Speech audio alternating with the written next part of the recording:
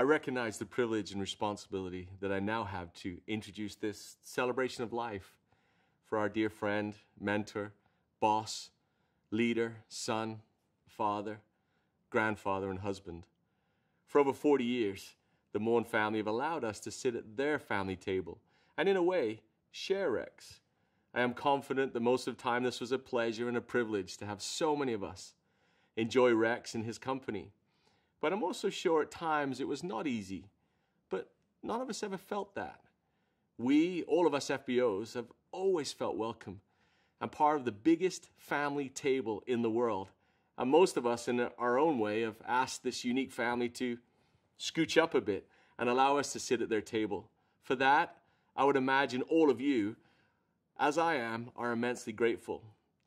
But because it was this closeness, this intimacy and welcome that made us feel better. It filled us and made us want to strive harder and to be more. Rex and his family are unique in this. There are no prerequisites, entrance fees, skin color, language, or education requirements to pull up a chair at their table. It was come as you are, but do not expect to stay as you are. So on behalf of over 10 million FBOs who are currently registered, and the millions who have connected with us over the years, I say thank you. Thank you to Rex, and thank you to Todd, Sony, Greg, and Ruth for helping us to see further, to reach higher, and to love more. So over the next few moments, we will meet many of the people who Rex touched. Of course, it is not a complete list. It would be impossible and futile to even attempt to encapsulate everything that Rex achieved. His life was massive, but personal, global, yet intimate. He towered above us all, but was always willing to kneel with us. For those who participate in the program, thank you. We appreciate you being our voice. And I think in their faces, you will recognize your experiences, and hopefully it will inspire you to want to continue to reach far beyond where you are now. It was said to me recently that anyone that stood in front of Rex for more than a couple of minutes became his friend. I would like to add to that, not only were you friends, but you'd go away feeling that you were the most important person in the world and you had a purpose and a job to do. And may I suggest now, as we honor that legacy, we can embrace his mantra: there is no problem that cannot be solved with an increase in sales. Enjoy a few moments reminiscing as we celebrate the life and legacy of our friend, mentor, boss, leader, son, father, grandfather, and husband, Mr. Rex G. Moen.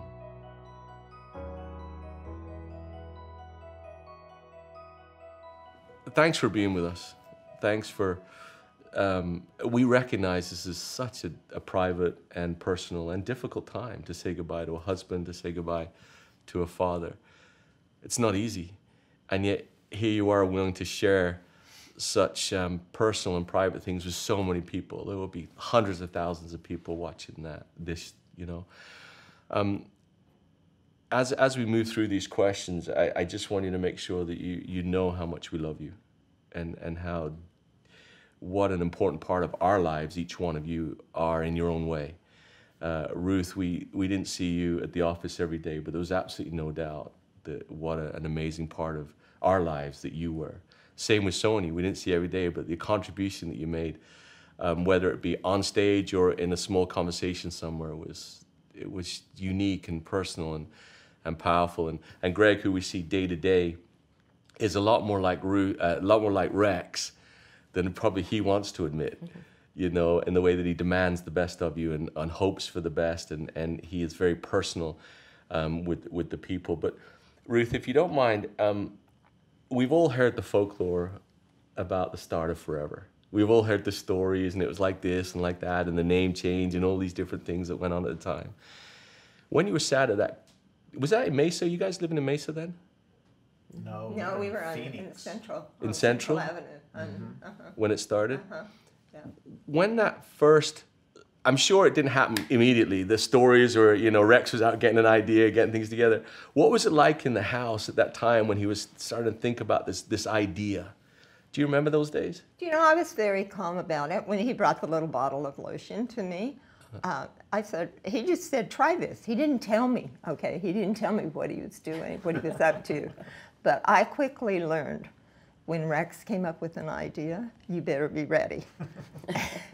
And so I just took the bottle and said, yeah, you know, I like it. It's great.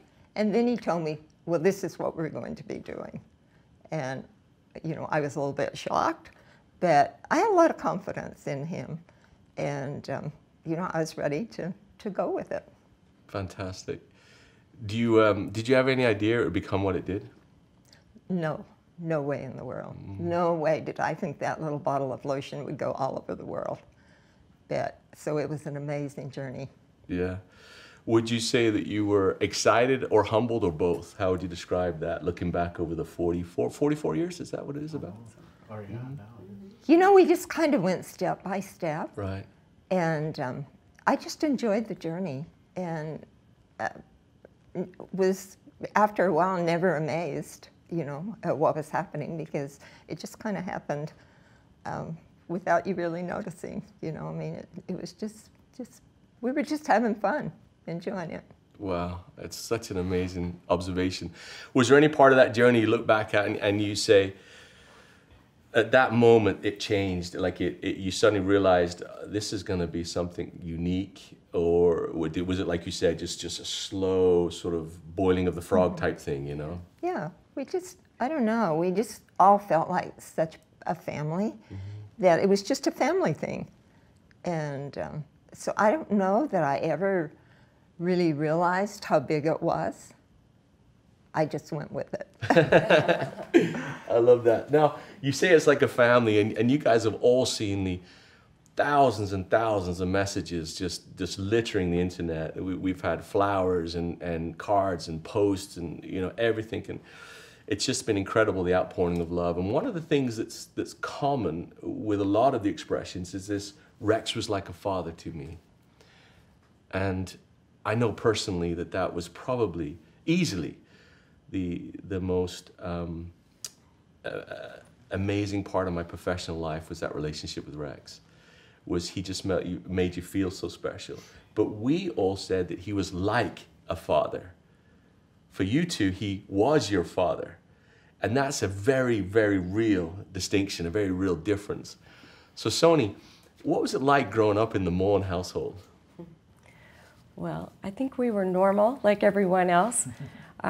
We worked hard. That was probably the first thing that I think Dad taught us, is that we all worked hard, and if we worked hard, then we could play hard. And so we got our chores done, and he'd always take us and go do things. You know, he taught us to be trustworthy. He taught us to be honest, and to take care of other people, to serve. And there was always fun, always fun, and crazy stuff. You know, life was never dull with our dad. Yeah. It was just, I thought, normal. He took care of us when we were younger, and we all played ball. He was our coach for all three of us. I don't know how he did that. We'd be at the ballpark every night, and that was fun. He took a lot of interest in us in those early days. And with the grandkids too, because Yes. I know that you were always at your kids, my kids' games, you know, and he was always the last to leave. Yeah. That was one thing that even at Jack and Sam's games, you know, at my kids, it was incredible. He's like saying hi to everybody. I think we all have that problem. We're the last ones to leave. The 3-hour goodbye. Right? I mean, I just think we have to close it up, you know? What a great trait, though. Now, you say it was normal, and there's one thing that maybe some don't know is Rex's quirky sense of humor. And you say it was always fun. Tell me a little bit more about his dad joke type style of life, you know? Well, when he taught us all how to ski, and we were pretty young, about what, 7? And I was probably 9, and Todd was probably 13. And we were scared to death, but he was all over the mountain having a great time. And we got up on the chairlift, and he'd spot us, and he'd say, hey man, whoop man, don't eat the yellow snowman. And we were like, what is he talking about, you know?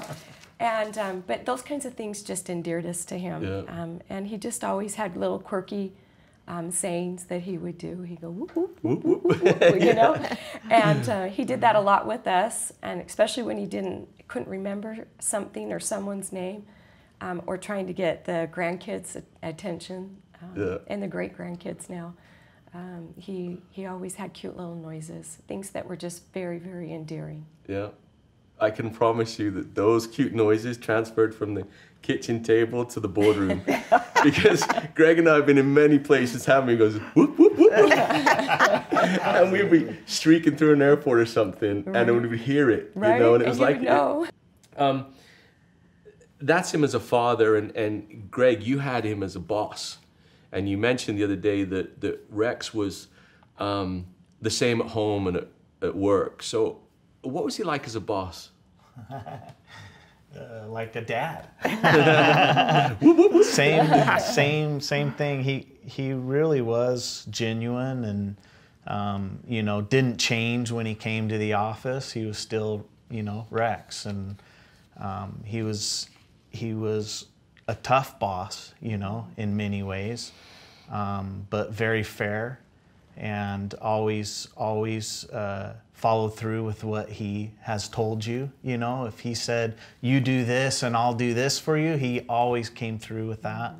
And just amazing how he created this family culture within Forever. And, you know, I can remember all the Christmas parties that we would have, or the get-togethers. You may not know this, and Navaz will know this, but Ruth and Rex would invite, Rex bought this ranch, right? That started the whole ranching direction, and it was called Z Triangle. And Ruth and Rex invited all the executives at that time of Forever and their families to come up and stay in one house. And it was kind of a big house, thankfully, right? But they would come up for the 4th of July, and we did that for many years, and got to know the kids of the you know, because we were kids then, and became really good friends with them, and it was always a family type feeling. If you ask any of the employees here that have been here for 20, 30 years, they'll remember back to those Christmas parties, and you know, having the same Santa Claus come. Right. Well, I mean, it was Santa Claus, right? For decades. Come, and it was just amazing, the little things he would do to make you feel a part of his Forever family. Yeah. And I know millions have felt that, and that was the same here. And that was the same for me working with him. He didn't treat me as his son per se, I felt like most of the time. It was more of, get to work. What are you doing? Show some results. And I really appreciate that, because he instilled a work ethic in me that I'm proud of now. And that's really important to me. I was going to ask you that question actually about, did you feel that he treated you any differently because you were his kid? I mean, yes, in some ways. I mean, it's natural, right? We're human beings. Right. But, you know, he made me go through the rank. Oh, yeah. And we always tell the story of me starting in the warehouse, and that's true. I started in the warehouse and went through all the different departments, and that was because, and it was, you know, at times I was like, why can't I just jump to the next level, right? But now looking back, that was really an important education for me. You know, forget the college education that I got. This was much more important, to learn the Forever way. And the only way you can do that really is to go through the motions and be able to see everything. And now I have such a more deep understanding because of that. You know, that was extremely helpful to me. Yeah, when we always had a marketing plan question, we'd go to Greg, because Greg had spent so many years working for Kathy and Marcy, and you learn a lot that way. all of these experiences, he traveled the world constantly, and he always used to say to us, you know, I've slept more nights on a plane than I've had in my own bed. You've all heard that, right? Oh, you know? yeah. But as COVID hit and the traveling stopped, and even a little before that, you know, he'd slowed down just a little bit. You had the chance to spend some more time with him at home. How was that experience? You know, that was really special because I got to know Rex in a different way. And it was the most that he had ever been home in our whole marriage. And I got to know of his sweetness, his kindness, his gratitude, and we just had special times, and it was really a gift to me. Wow. So COVID was, and I know you recognize the suffering more than anybody, but the opportunity to be together was something unique. It was. It was really sweet. That's beautiful. You mentioned gratitude. I think that's one thing about Rex, is he always said thank you. Always. When I look back, he always thank you. And even on one of the videos you'll see later in the program, one of the lawyers he worked with always commented about the fact that he always was grateful for the stuff that you did. Now, Sonia, I know that you had a similar experience. You've been busy raising your family and going through all of that process. Rex has been traveling the world, and through the last couple of years, you've had the chance to spend a lot of great time with him. And a very personal question, and forgive me for it, but what do you think you learned from your dad in the last few years of his life that maybe you didn't know before? He's really selfless. And I mean, here in this last little bit, when he was confined to his bed because of health issues, he'd say every day to me, "Son, take care of the people." And, you know, at first I kind of thought, okay, Dad, all right, you know. But as time has progressed and him being gone, I realized what he was telling me is to watch after. And that's who he was. I mean, on his dying deathbed, he was worried about everyone else but himself. And I knew that about him, but I think when you see someone suffer and they're not concerned about themselves, and they're worried about other people, I think that really magnified to me how important that was. Beautiful. Is it fair to say that when when life squeezes us, you see the real person come out? Absolutely. Is that a fair observation? Is that something you witnessed? Yeah. Yeah.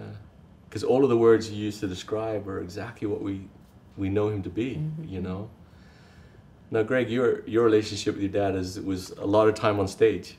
A lot of time on a plane, a lot of time with people, you know, and I've sat in thousands of meetings with you and Rex, and as you look back now, each one of those experiences becomes more and more important to you, obviously, as, you know, the opportunity to carry on doing it is gone.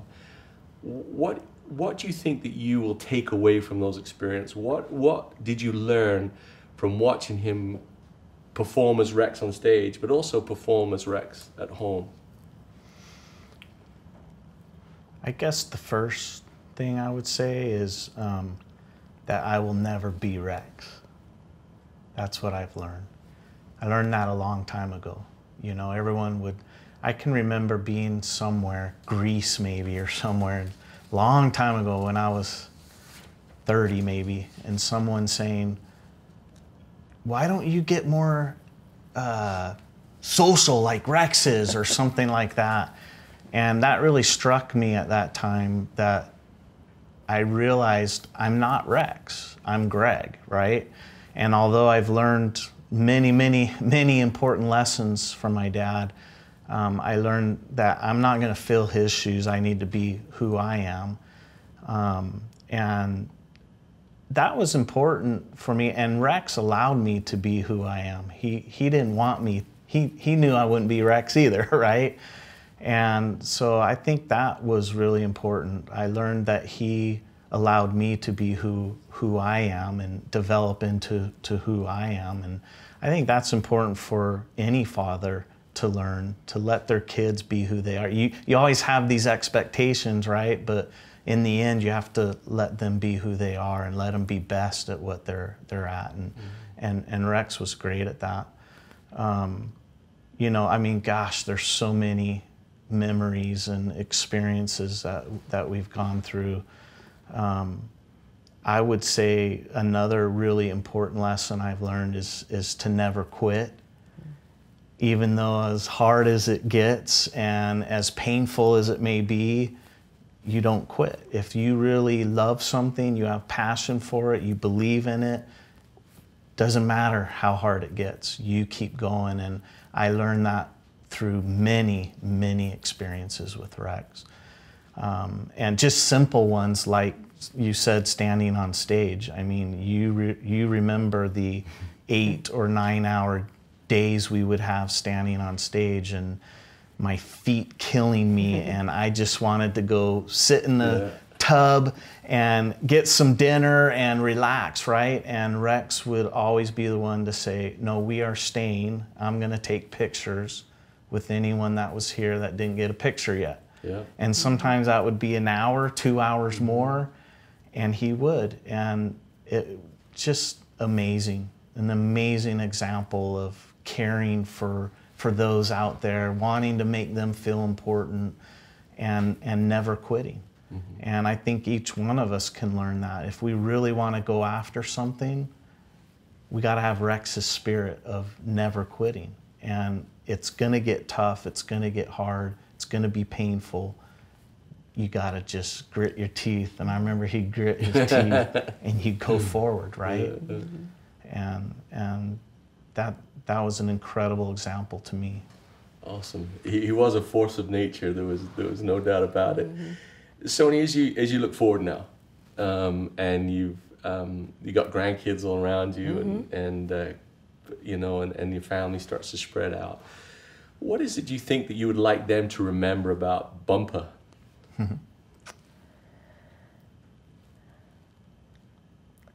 Dad was a great philanthropist, and he always had a cause, and that's something that moving forward with my kids, I want to teach, because I just feel like in today's world, those things are being dropped on the wayside, and so I want to keep that alive in his memory, and teach my family that we look outside of ourselves, and we go out to help others, and to make it a better world. And I think, along with what Greg said also, that we don't quit.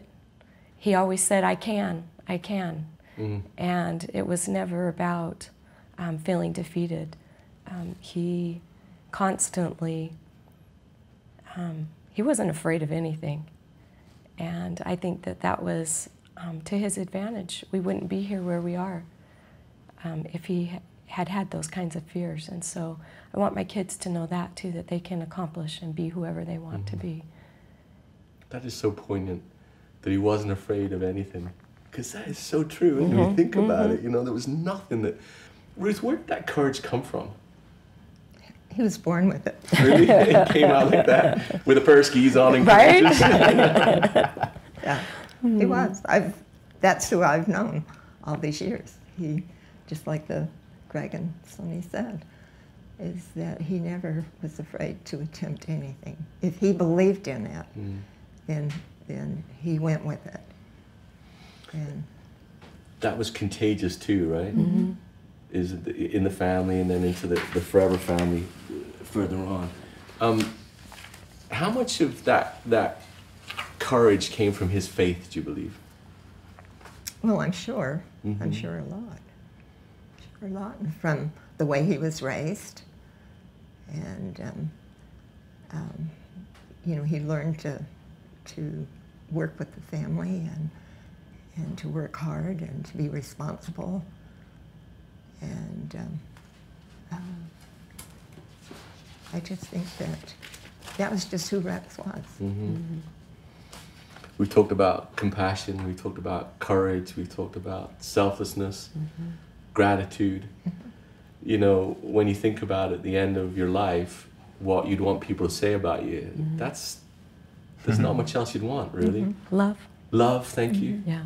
Mm-hmm. You know, and as I've got a question for each one of you now, the same question, if you don't mind, and how best could we, as a family of forever business owners and the thousands that are watching, how can we continue and grow Rex's legacy? Ruth, could I ask you that question?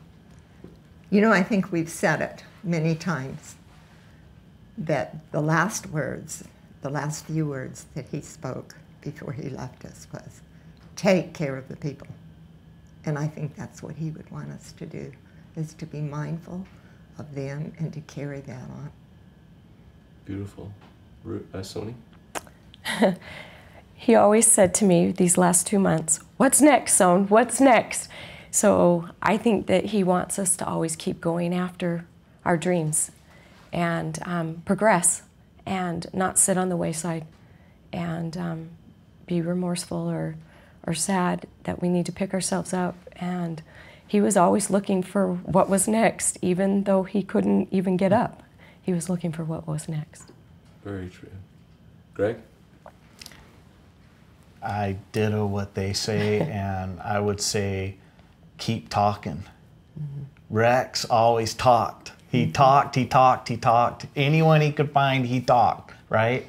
And I think that's what also he would want us to do, is don't stop talking about him, about the company, about the products, about the opportunity, about sharing, about caring.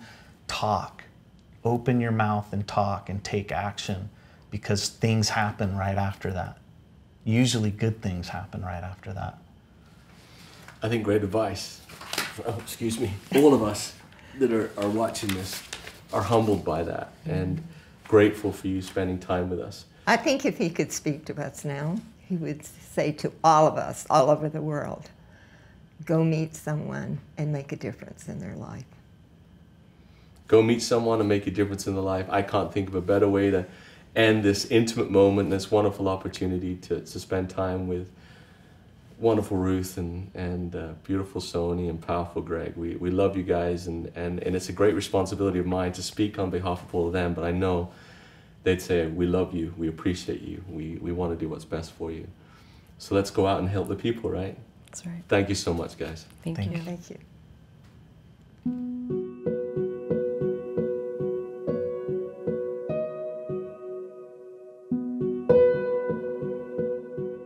How fitting that a man who was such a profound lover of story would be the protagonist in so many himself.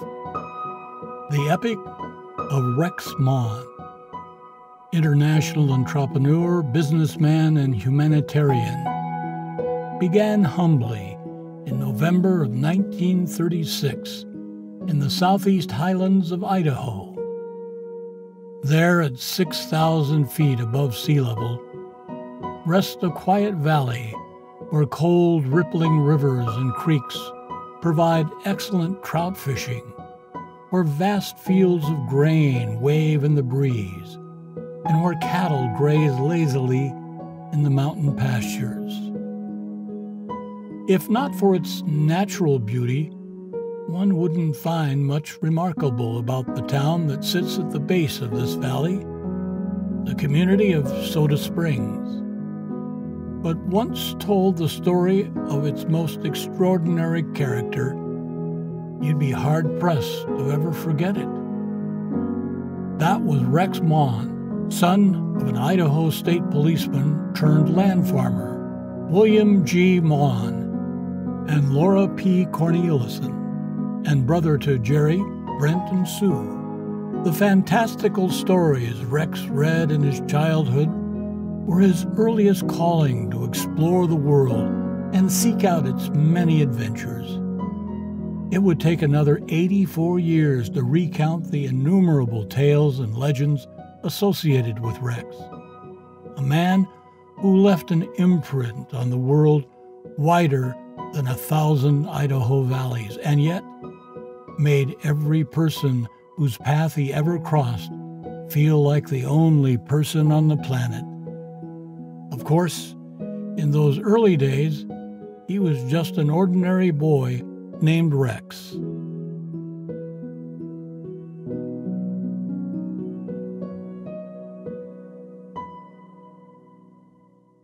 I'm R.J. Lloyd. I'm Vice President and CFO. And I've known Rex for a long time. We attended school together and grammar school. I was practicing law in Boise, Idaho, when Rex came to me and said, "Hey, I need your help to sell my aloe vera." He then asked if I could become his counsel. And becoming his counsel meant a lot. Know that he was well aware of the benefits of aloe vera, and he spread that word worldwide. I want to thank Rex for the opportunity to help him build Forever Living Products. I miss him greatly. He was a great friend and a great one to know.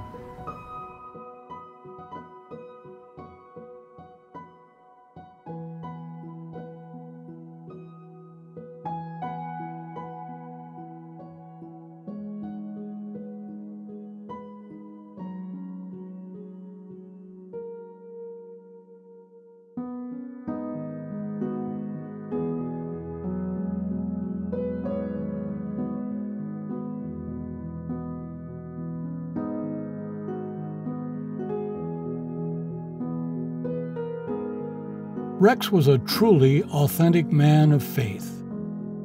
His relationship with God put him on a path to service starting in his youth and guided him onward and upward as he grew as an entrepreneur.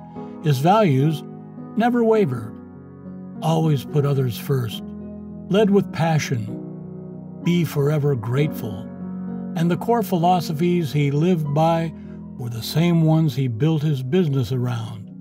In a world driven by ego, Rex had a passion for selfless acts. He was known to say, "Let's do the right thing first and worry about the money later." And he meant it. He was not one to take shortcuts if it meant doing harm. His faith drove his integrity, and he found the greatest joy in life through giving back to others.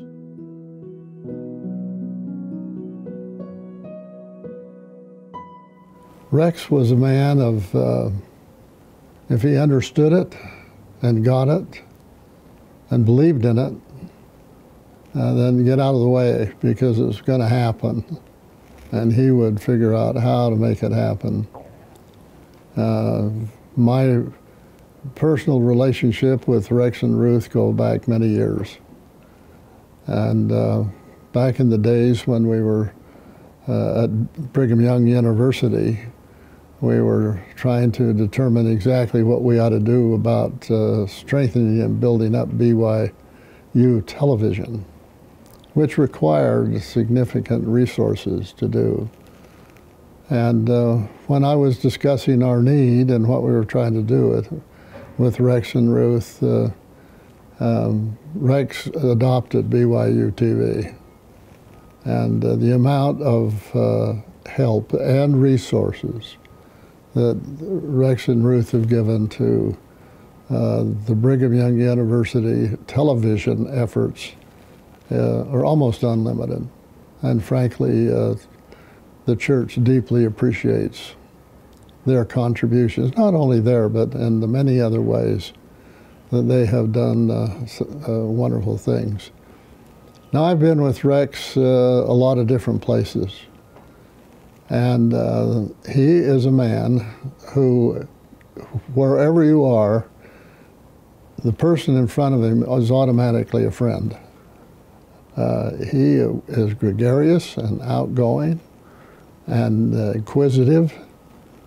You can be with somebody, a total stranger, for a minute or two, and by the time you're getting ready to leave, 5 minutes later, we have all all their family history almost. He's just a people person. There are not a lot of them that are as natural in that kind of a relationship and as good at it as Rex Maughan. I say that I've lost a very dear and a wonderful friend. But I'm 92 and we might turn pretty soon, I suppose, and we'll be friendly and about our Heavenly Father's work when I meet him on the other side of the veil. And Rex and Ruth, I say to you, you're a queen, and one of the reasons he was able to do what he did was because of his absolute support and love that you continually gave to him. So we say goodbye for a short season, and I say goodbye to a very dear friend. I hope the Lord's blessings, Ruth, will be with you and your family at this time. And again, I would be with you if it was possible. So thank you for letting me just make these brief comments at the services for my dear friend, Rex Maughan.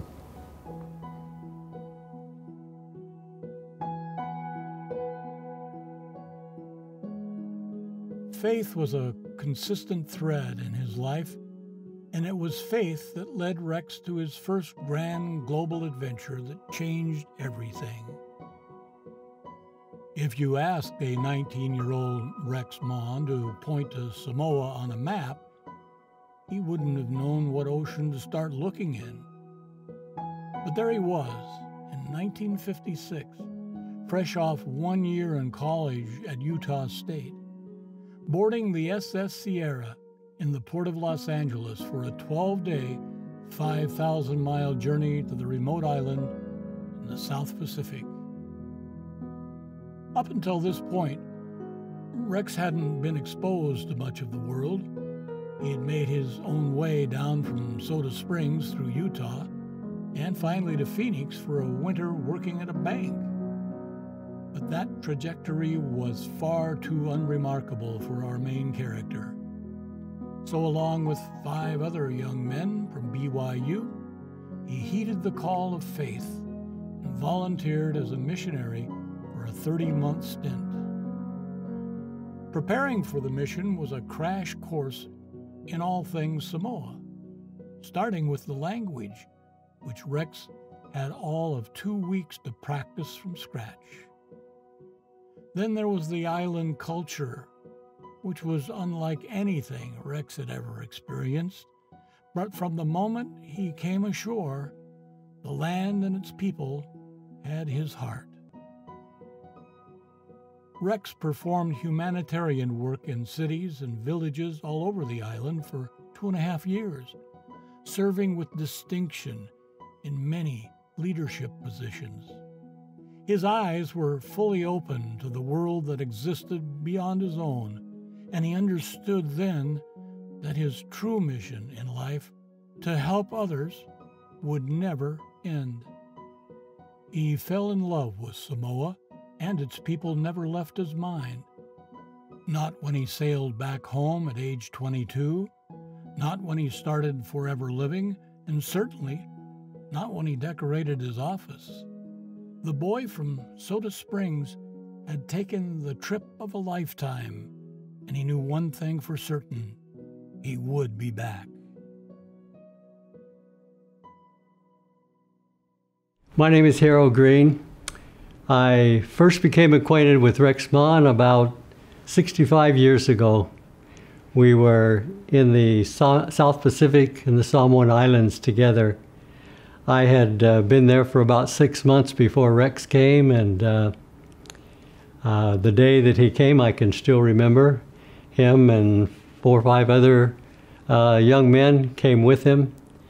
And I recall when the group came to the office where we were welcoming them, I thought just then even that is a very impressive guy. I recall that one of the first things that happened after we had been assigned together, we had a motorcycle that they gave to us to get around in the island. And this one day, Rex was, he was the one that got on the motorcycle first, so I jumped on behind him and we were going to take off. And as I did that, I put my arms completely around him, also his arms, which were on the motorcycle. And doing so, his hands turned the gas even more. The motorcycle was running, and through the fence we went. One of our first things together that we were able to accomplish. But I can tell you that during that time, knowing Rex, getting to know him, he was absolutely so impressive. I had never met a person so young that could remember people's names and faces, foreign, if you will, someone, not knowing the language in the beginning, and yet he had such a capacity for doing that. And he learned the language very quickly, and he learned to love the people. I think back of the things that he has done for the country of Samoa, and it is amazing. Saved a rainforest. People were cutting it down, and and they were selling the wood to these people so they could build a school. Rex comes in and stops the cutting down of the trees, builds a school.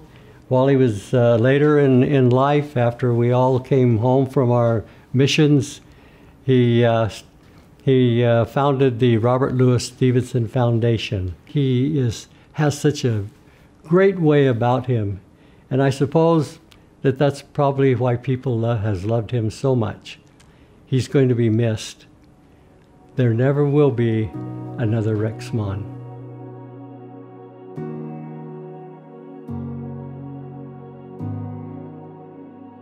After returning from his mission trip, Rex took on a new purpose and direction in life. He had taken a break from his education after a year at Utah State, but now realized that in order to reach the new goals he had set for himself and make an impact on the world, he needed an education. He enrolled at Brigham Young University and resumed his studies. It was there that he met another student by the name of Ruth, who needed a little help with her tennis game. Rex was more than happy to give her a few pointers on her serve, and soon the two became doubles partners in life, marrying in 1960. The couple went on adventures together from the beginning, including a water skiing trip that introduced a sunburned Rex to the aloe vera plant. And while it would be another decade plus before aloe became the Mon family business, it wasn't too much longer before the Mon family grew. Rex and Ruth moved to Arizona shortly after getting married and had their first child. Todd, Sonia, and Greg tailed closely behind. Fast forward, and 3 kids became 12 grandchildren and 16 great-grandchildren. Rex's family legacy is his greatest accomplishment and what drove him to such great success in business and philanthropy. He included his family in so many aspects of his businesses and knew teaching them the importance of hard work was invaluable. Family was not only witness to his earliest ventures, but essential to its success, and their involvement remained throughout the growth of Forever. This cultivation would continue to be passed down to his grandchildren and great-grandchildren as strong work ethic and perseverance continue to be at the core of Bumpa's life lessons.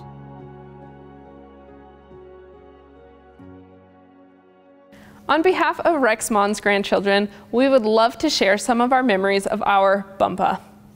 A couple of great memories of him that we've thought about over the last couple days are he used to take pictures all of the time, and he would take them from his chest. He was the original candid picture taker.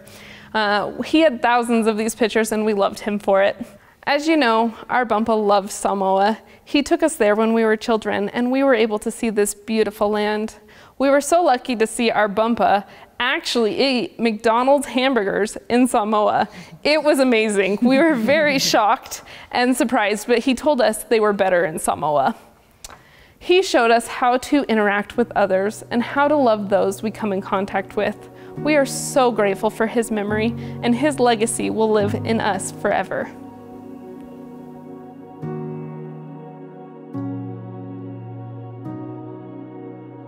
Rex earned his degree in business administration from Arizona State University. One of Rex's early entrepreneurial wins was a car wash, the first of its kind in Tempe, Arizona. He didn't just buy it, he built it. And for over a year, he and Ruth staffed it and cleaned it themselves until they got profitable enough to hire someone. He later took a job with Mayer Central Building Corporation, developing his exceptional skills in leasing, managing, and the administration of offices, hotels, apartment projects, and resort complexes in Arizona and New York.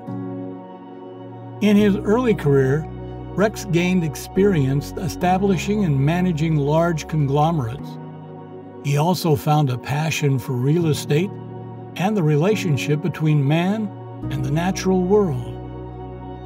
And while he achieved great success, he never lost sight of his mission and values. As Rex grew his business acumen, he landed at Del Webb Corporation, where he blossomed over the course of 13 years, working his way up to the position of vice president.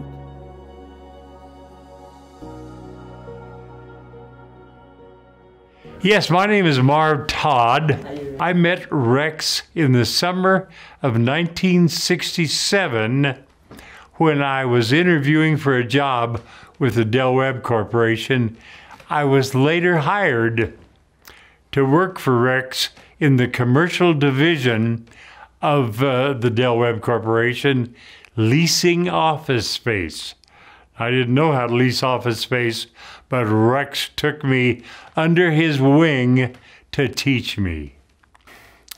As time went on, and I spent time both in the building office, in construction, and then came back up to be Rex's property manager for all the properties around the nation. Rex and I traveled, and we went to every building and spent time with every manager. And as I walked with Rex and worked with Rex and listened to Rex, I prospered and I grew. Rex really cared about all of our managers around the country and would bring them to town several times during my time with Rex. We would go to Cottonwood Cove. We went to Lake Powell after we got the recreational properties going and spend time with the managers, just communicating to them who we were and what a great organization they belong to. And, you know, you've died and gone to heaven when you worked with Rex Mon working on that team. It just was good. It was team building, and that was Rex's format. He always made me feel important. Marv, you're doing a great job. No, I can't give you more money, but I can. I'll spend time with you, and you'll be more valuable to yourself when you're through with me than you are now. And I always felt that was the way of it. When Rex left Del Webb, I left very soon after, and I had a whole bag of experience in my pocket that took me on through life. Life After Webb and Life After Walking with Rex for so many years. It was good. It was profitable. I'd do it again in a heartbeat. Thank you, Rex. Thank you, Rex. And goodbye.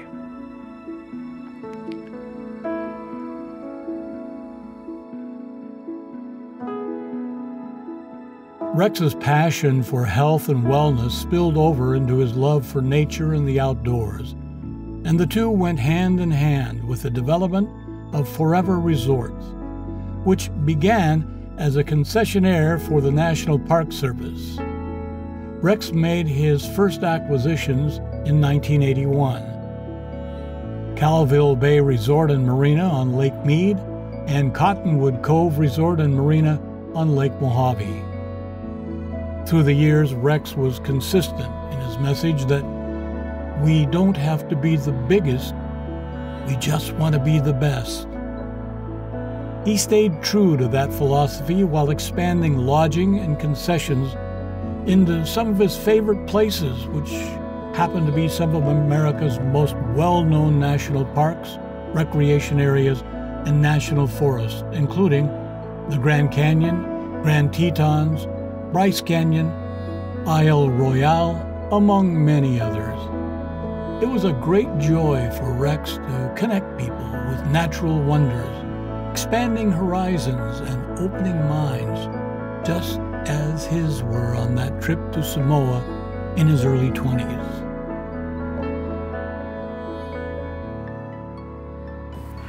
I'm John Chapman, and the Executive Vice President of Resorts, and I've known Rex for 47 years and started working for him, and with Rex, he liked everybody. He went and talked to everybody. He whether you were a cleaner or whatever your job was, Rex made everybody feel the same, that everybody was important, and he did that so much. And I think our managers and stuff, I see that they follow what he's done. I'm Bill Butts, and I've been a member of the Forever Resorts team for 25 years. But what I'd like to do now is kind of share an experience that I had with Rex. And any of us know that travel with Rex is, it's never slow-paced.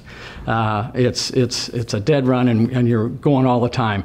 We were back in Washington, D.C. For 3 days of meetings with the National Park Hospitality Association. We were up on the Congressional Hill meeting with congressmen. We were meeting with the National Park Service and with our colleagues.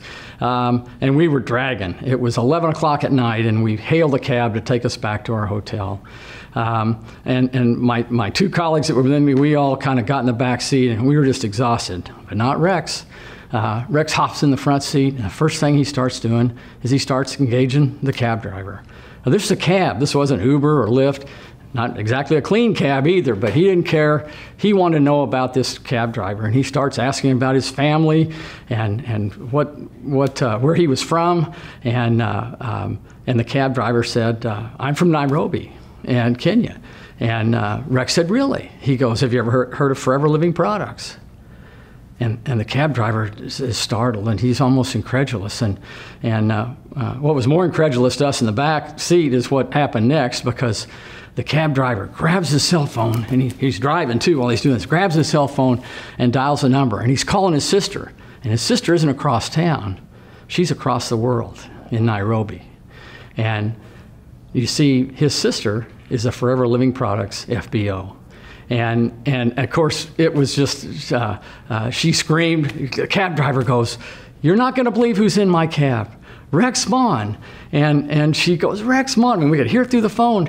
And so for the next 10 minutes, the cab driver, of course, hands Rex his phone, and he's engaged with this FBO in Nairobi. And you know, I tell you, that was 10 years ago. And over the years, we have, my colleagues that were in that cab, we've shared that story and laughed.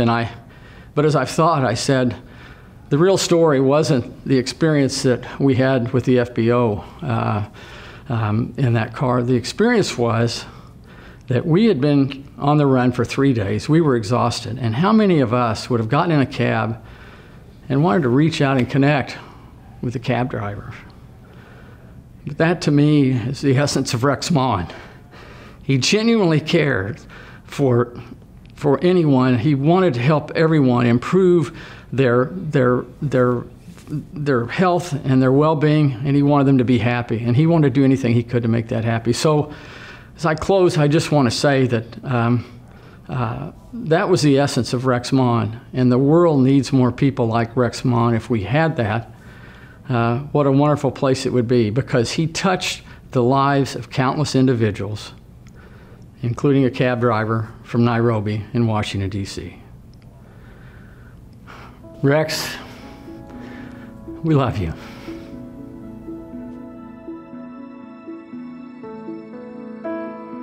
Rex's passion for national parks and the preservation of their lands started well before he founded Forever Resorts in 1981. But as his company grew, so too did his opportunities to take up causes near and dear to his heart. Rex served as chairman of the Conference of National Park Concessioners for many years. He was appointed by President Ronald Reagan to serve as one of 15 members of the President's Commission on Americans Outdoors, which launched initiatives ranging from the National Scenic Byways Program to the National Greenways Initiative and public-private partnerships vital to supporting visitors to national land systems for healthy outdoor fun. His enthusiasm and experiences made him a leader in that effort. It's true that a part of Rex's heart never left Samoa, and 30 years after he first landed there, Rex made a triumphant return to the island in 1988. This time, he was leading a delegation as chairman of the NPC, and he had a bold idea to establish the first U.S. national park outside the borders of the 50 states. To make his case for the park, Rex addressed an audience of chiefs, orators, and local government officials. The crash course in language immersion decades earlier held strong, and Rex was able to communicate in perfect Samoan the wide-ranging benefits of the project. On October 31st, 1988, the National Park of American Samoa was officially established.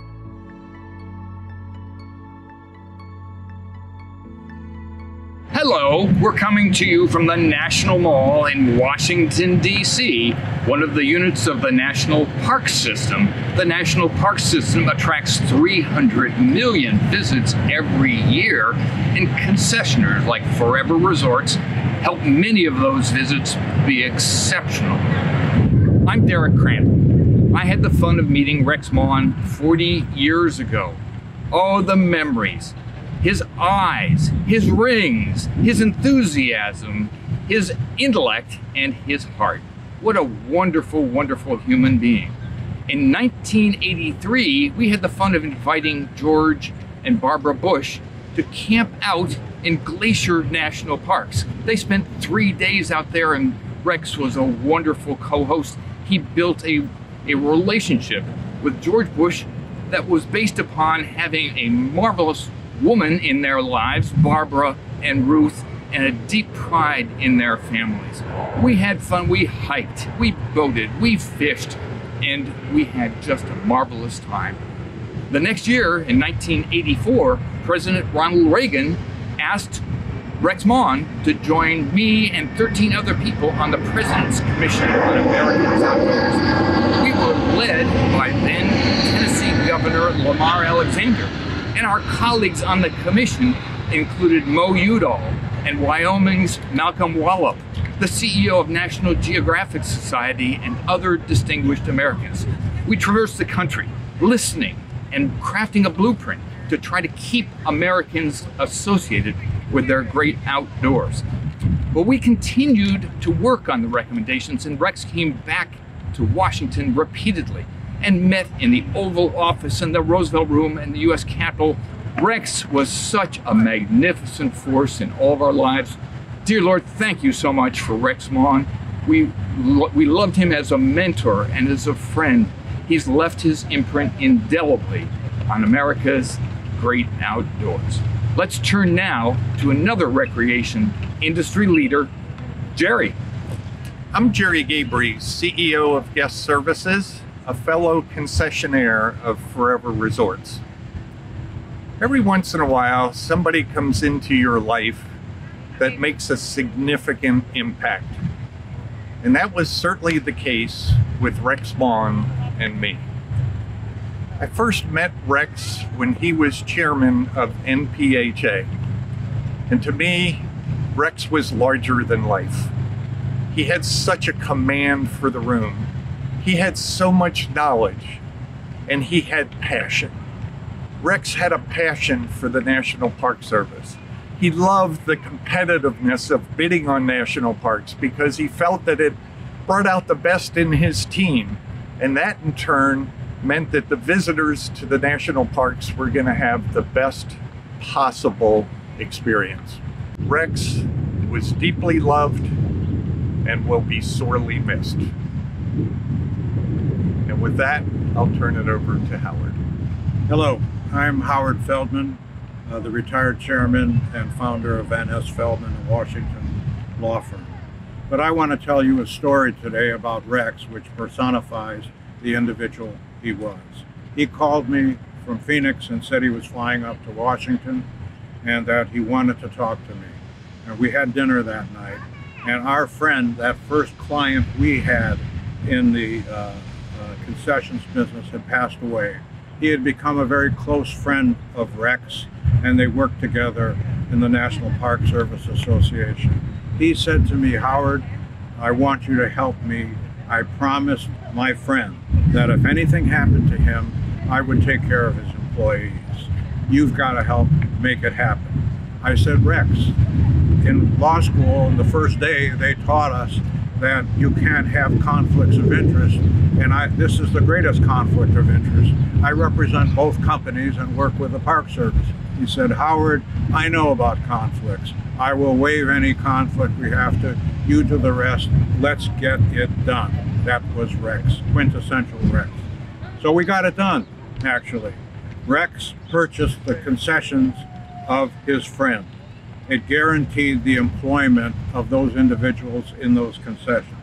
And the most interesting thing is that the funds that Rex sent to the predecessor concessionaire were used by the very enlightened board, which is a nonprofit, basically as a foundation to build infrastructure projects in those parks. So the Park Service also gained a lot in this transaction. It was a win-win for Rex, for the previous concessionaires, employees, and for the National Park Service. But the story really is that Rex lived up to his commitment. And everyone knows that if Rex gave a commitment, it was the gold standard commitment. Thank you.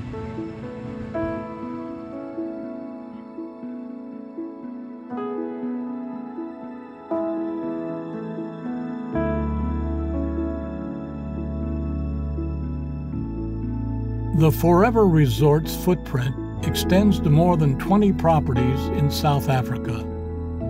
Rex was able to combine his passion for land, animals, and people into both a Forever Resort and a hotel management institution called the Forever Academy, affectionately referred to as the hub of knowledge. South Africa was truly one of Rex's most treasured places in the world. After each trip there, he'd proudly show off dozens of pictures he took of animals, including his favorite baby rhinos. Rex expanded into South Africa because he saw the opportunity to share his love for the hospitality industry and the great outdoors with another nation that had so much to offer in both areas. He would help the people there reach their potential through training to grow skills in business, technology, and life.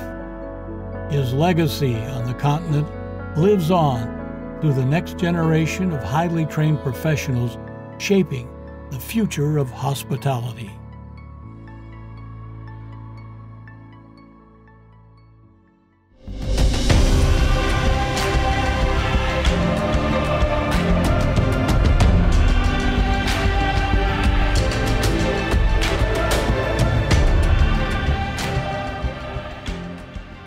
To all our Forever family across the world, we wish you greetings from South Africa. My name is Eugene van Jaarsveld and I am the Managing Director of Forever Resorts South Africa.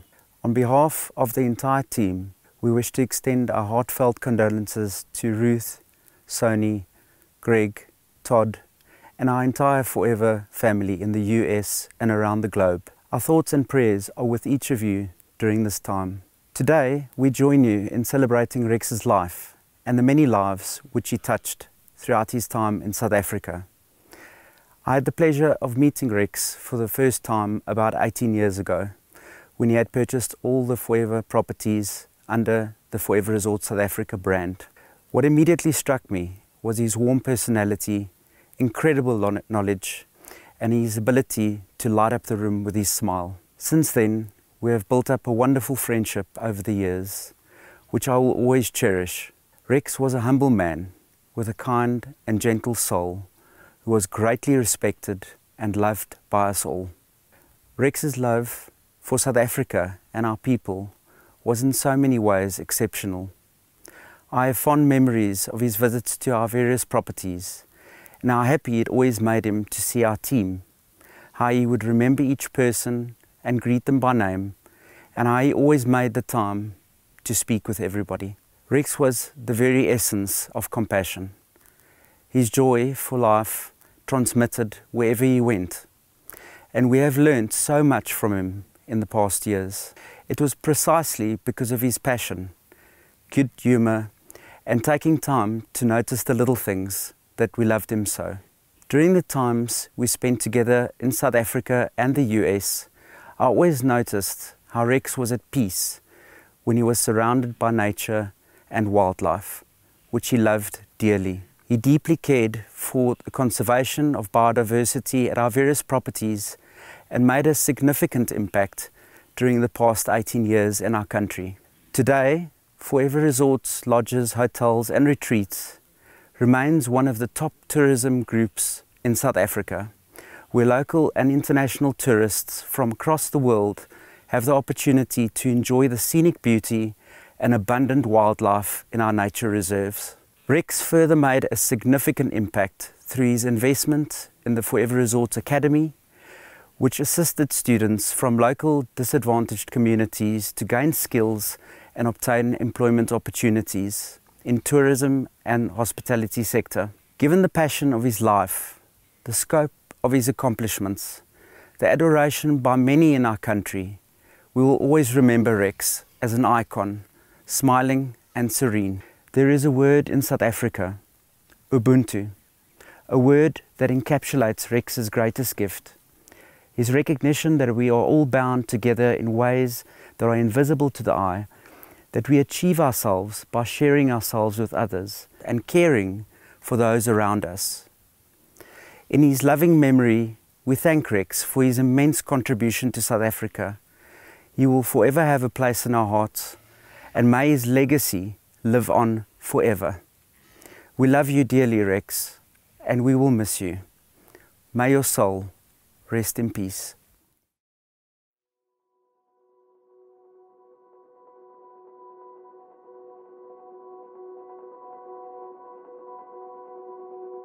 But there was still more to explore.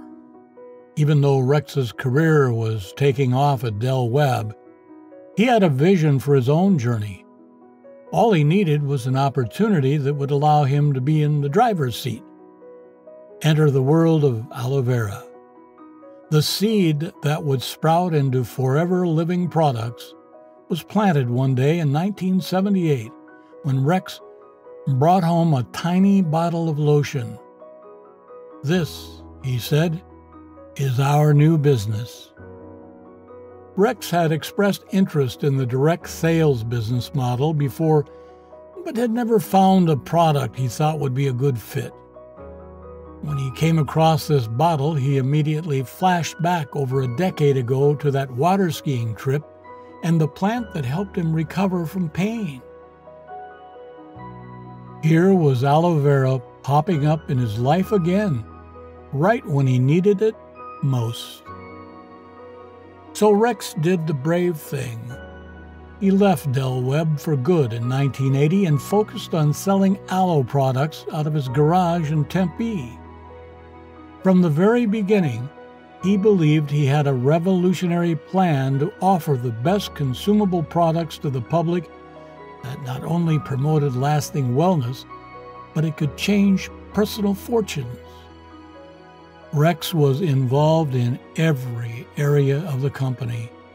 He designed packaging. He was never afraid to get his hands dirty or boots muddy in the aloe fields. He delivered products and made sales presentations near and far.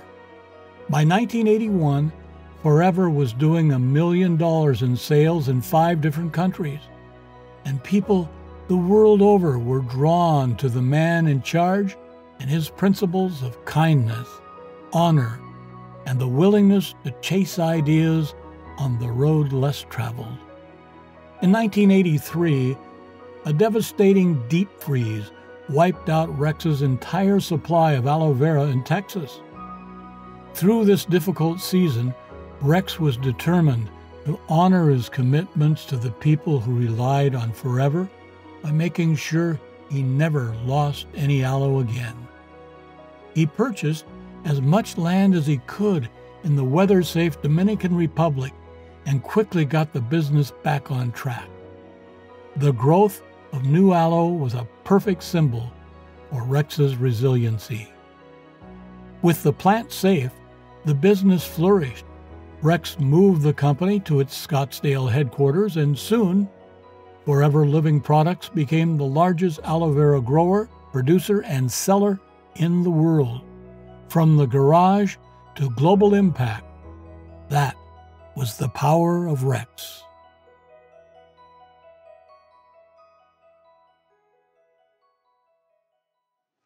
Hello, my name is Elvira Ruiz. I am lucky to be one of the managers at Forever Living Products, my home for over 40 years. Forever was very important to me and to my husband, Roberto. When I first met Rex, he impressed me with his intelligence and ambition. He had thousands of business owners, but he treated every one of us as an individual. He made you feel like you were the most important one. This was one of the special qualities of Rex. No matter who he was speaking to, he made you feel special and unique. He always counseled and pushed me to succeed. He helped me every step of the way. Rex encouraged me to branch out, to start my own groups, and to run my own meetings. With Rex's guidance and support, I went from being a housewife to being the first Triple Diamond manager. I appreciate that he saw my desire to succeed, and he gave me the tools to achieve it. Rex and Ruth will always have a special place in my heart. Rex was more than the founder of Forever Living. He was my mentor, my teacher, and most of all, my great friend. I will miss him very much. Gracias, gracias, Rex.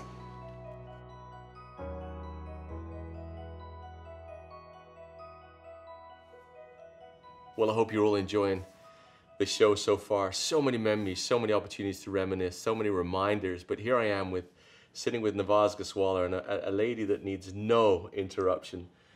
You've been at Rex's side for over 44 years. Can you believe that's even possible?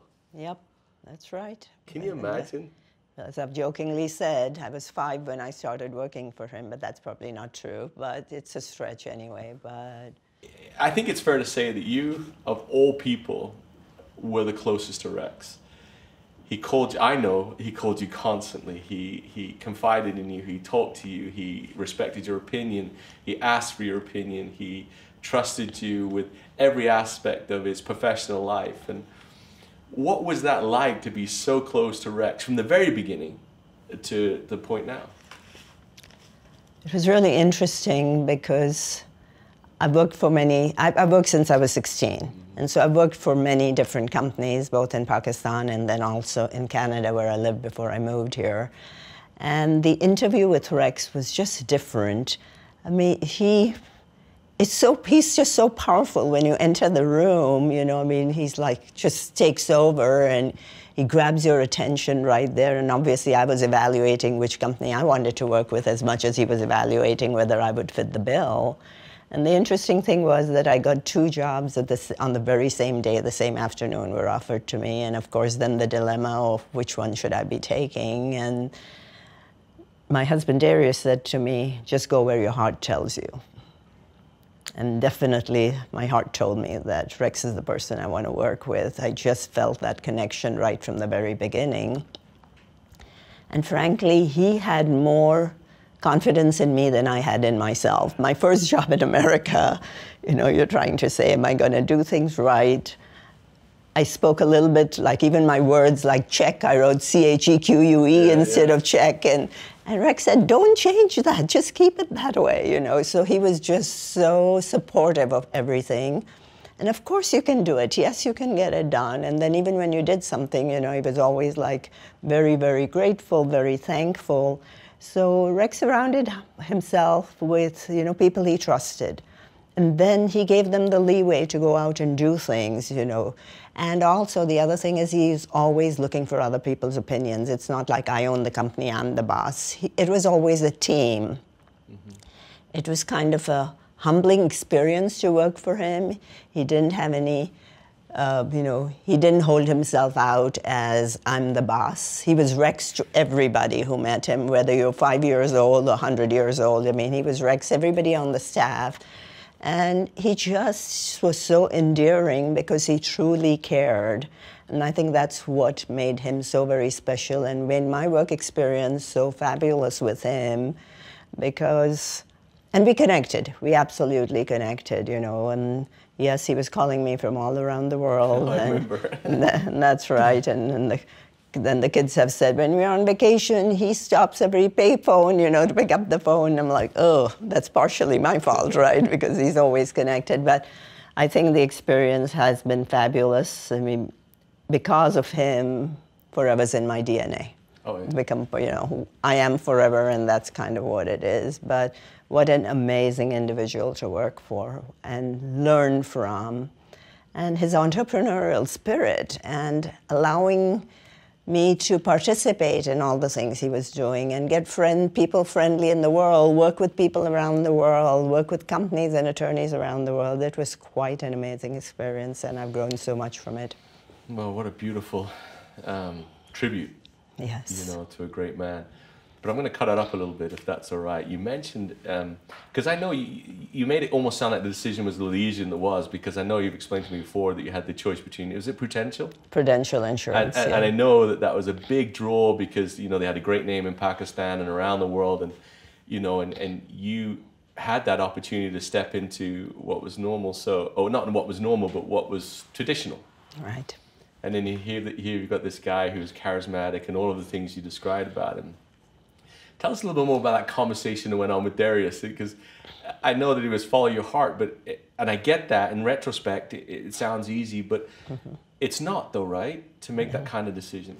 Yeah, considering we just moved into the Phoenix, into the Valley, we knew nobody here. We came because my husband, you know, had to work to do his internship with the county hospital here, so we had nobody really to go back on. And Prudential was something like you mentioned. We knew Prudential from Pakistan. They're around the world, and we knew that. And we knew the stability of the insurance company, but there was just something, the charisma, the connection. And that is what my conversation with Darius was about that, you know. As much as we know Prudential, and Del Webb is an unknown, we'd never even heard of Del Webb at that point in time, but just that connection was so strong that he said, you have to go with your gut, you have to go with your heart. There is just no other way to go with this and here I am. 44 plus years later. And you still remember the draw. Oh, yes, you know, absolutely. Which is really powerful. You also mentioned something that resonated with me, and I've seen it across the world, and this idea that Rex believed in you more than you believed in yourself. Yeah. That's a very unique observation about Rex, because he had that capacity. Where did that come from, do you think, and why was it so powerful? Rex believed in teams, and Rex loved people, and whatever he did in life, Forever Living Products to start out with, he did because he wanted to make a difference in the people's lives. And therefore, he gave you the leeway you know, to go out and show what you were capable of doing. And that was important to him. And through that, also with the FBOs, he showed the same thing. That, you know, there were housewives, there were taxi drivers, there were people that became, and nobody even dreamt that they could do their own business. How many people have said, I did not know I could go speak in front of a crowd of people, right? How many people have said that? I mean, the first time I had to speak, Rex was known to suddenly throw you out there to the wolves, I would say, and say, you have to go speak right now. And the first time I know I had to speak the next day, I did not sleep all night. I like fretted so much over this. It's like, oh, I don't want to do this. I don't want to go out there. And I know that the FBOs will relate to that. Most of them will, with the fact that we don't want to do this. And now it's just like it becomes a part of you. The confidence that is partially forced onto you, and that you learn from it and you gain them. But he was always supportive. No matter when you came off the stage, he was always like, high five, well done, you did great, you were amazing. So that really helped boost your confidence. That's a great point, because even though you may have messed it up, you know, and we all have, right? Right, you know, right. he'd always come us, and he'd be the first one there. Right. Good job, man. Good job, man. You Yeah, know, right. And I remember those, and it's amazing how that instills confidence for you to go on and Sure. and to succeed more and more. Yeah, he was still building on your strengths, you know. I mean, he didn't really make a big deal about your weaknesses. You were the one who beat yourself up more than he ever did, and so that was amazing. In our discussions with Ruth and the family earlier, they talked about Rex's courage. I know that's something you've commented about a lot over the years, is there's times when, you know, you would advise to pull out or to don't do that, and yet he plows forward. What did you learn from that example of courage, and how did you apply that into your life as a mother, your life as an executive and a businesswoman? How did that example help you succeed? Rex always took chances. But the key was he didn't look at it as they're taking a chance. He just was so set on his goals, on what he wanted to do, that to him it can be achieved. It is not a setback. You know, I mean, even if there were any issues we faced, okay, how do we work around that situation? So it was kind of so interesting for me that even when things were difficult, when going like, okay, we need to send more money to this country, or we don't, you know, we've got this issue, we can't get the product approvals, and some of the countries took 2 or 3 years to get product approvals. It's like, do we continue spending this kind of money without a single penny coming back in? And the question was, of course. We are committed, we've told people we're going to do it, and that was really something Rex was very big on. If he gave his word that he was going to do it, no matter what it took, he was going to do it. And that was an amazing experience for me too. And obviously, I learned so much from that too, that I could apply that in my own life and as I raised my family. So, very. We saw glimpses of that, you know, traveling with him when he would never say, someone say, sorry, the plane's left or whatever. That was no. For everyone else maybe, but not for me, you know. Yeah. That was a real treat to be with him and to feel of that energy. It almost felt like he could change the way that the world was turning. The dynamics, right, of the situation, because he wasn't going to take a no for an answer. Yeah. I mean, to him, it's like, okay, what are we going to do? Are we going to go drive here or through the middle of the night? And through in Nigeria, they did that because the plane across Africa, it's like, oh my God, most people wouldn't. And he was so confident, we are going to go. So that's Rex, and that's his psyche, and that's his just go grab it, grab the opportunity, and make the most of it. It's like Sony said, he's always, what's next, what's next, what's next, what's next? Aye. It's very true. You worked with him for 44 years. Sat by him, listened to him, all the ups and downs, all of the goods, the bads, and you know, like we said, you know him as good as anyone. What are you going to miss about him?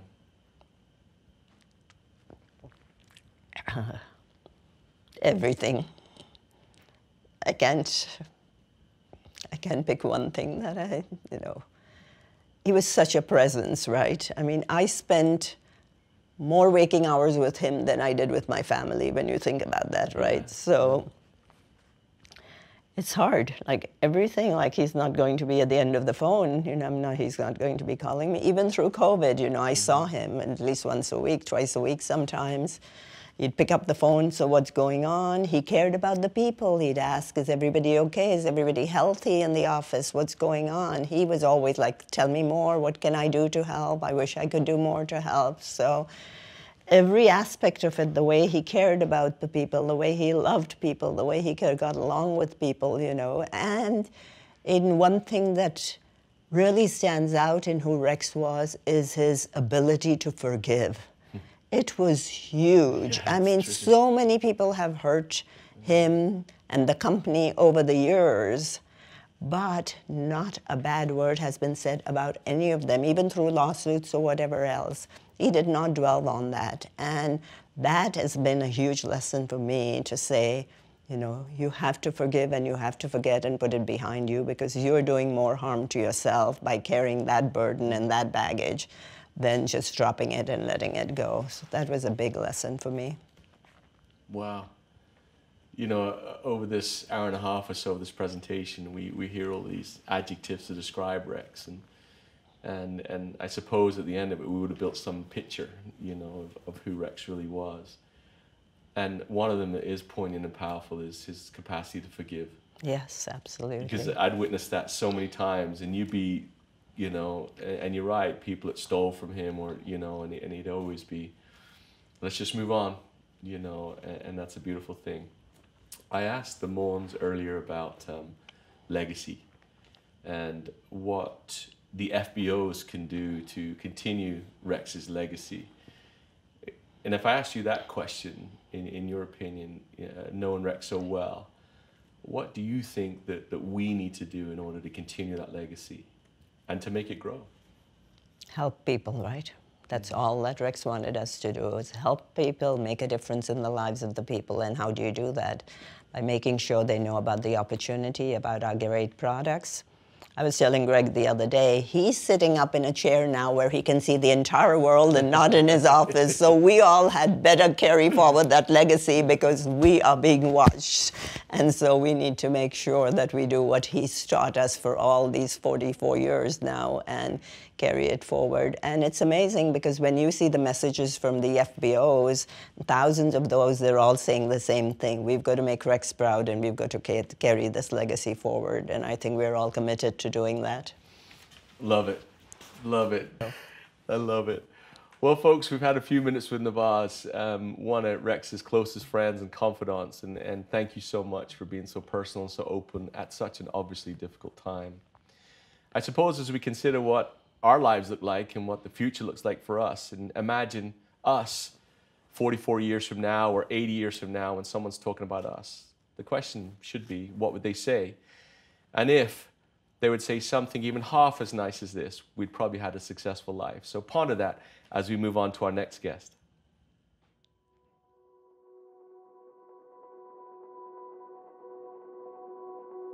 Rex never hesitated to want to reach new places and introduce others to Forever.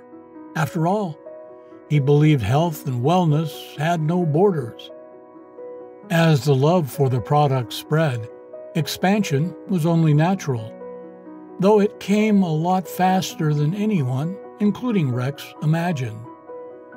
Each rally or event would bring new people into the business, and those people had family members across the world who were also interested in what Rex had to say. What started in Rex's garage expanded over the course of 40 years to reach 160 countries and millions of people selling products under the Forever name. Across every continent, today's Forever carries the strength and the foundation Rex built all those years ago.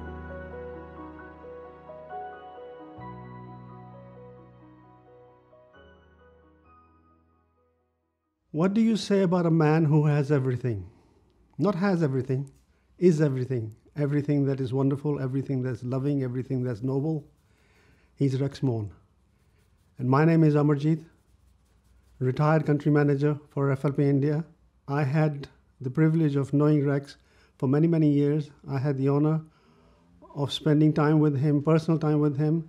And what was amazing about this person was he would put his arm around anybody. It didn't matter to him what your background is.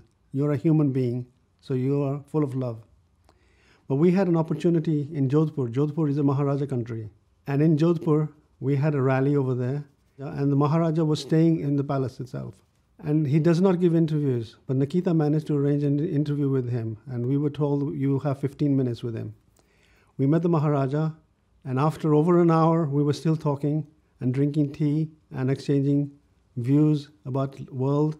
And that was an amazing experience for me personally, because the man is such a humble person.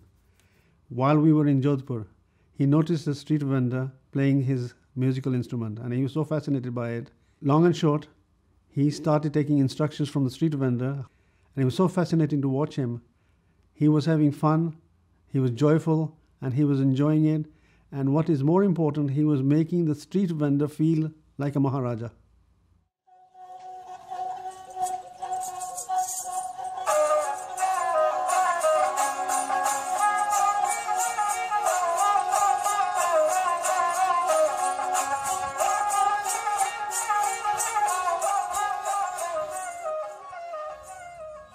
It's all about taking risks in the world whenever you want to do something amazing. This man, Rex, he took the risks, but for everybody else. He took the risks to make sure that you and I did not take any risks. He wanted to make sure that everything is stable for everybody else, but he would always dig deep into his pockets to make sure the distributors are happy, the company is reliable, the company is trustworthy, the company is ethical.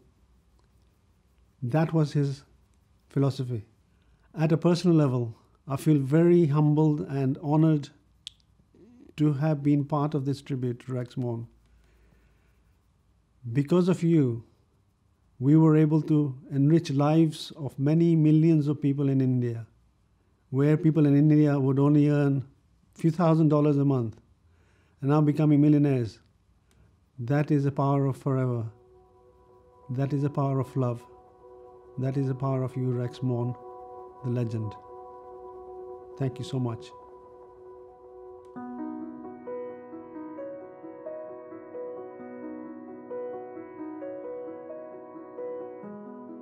In the early days of Forever, Rex relied on third-party suppliers to provide him with the aloe needed to make his products. The aloe freeze made him realize it was time to take control. In addition to the enormous aloe field in the Dominican Republic, Rex purchased more land in Texas and Mexico and opened the Aloe Vera of America facility in Dallas for manufacturing. He also opened a facility in Phoenix for all the nutraceuticals, a massive distribution center in the Netherlands, and dozens of other strategic buildings worldwide. Why make this massive investment? Because Rex was guided by one principle: to make the very best product possible and get it in the hands of people so they have the best opportunity to thrive. All this effort took machines and money, sure, but for Rex, it was always about the mission to make his company change lives for millions of people worldwide. Rex knew he had the best aloe in the world.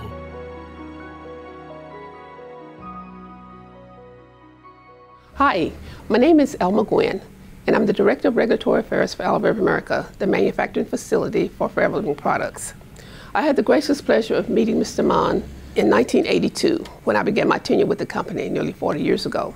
Now, one of my fondest and most precious memories of Mr. Mohan was his respect and caring ways that he had for others.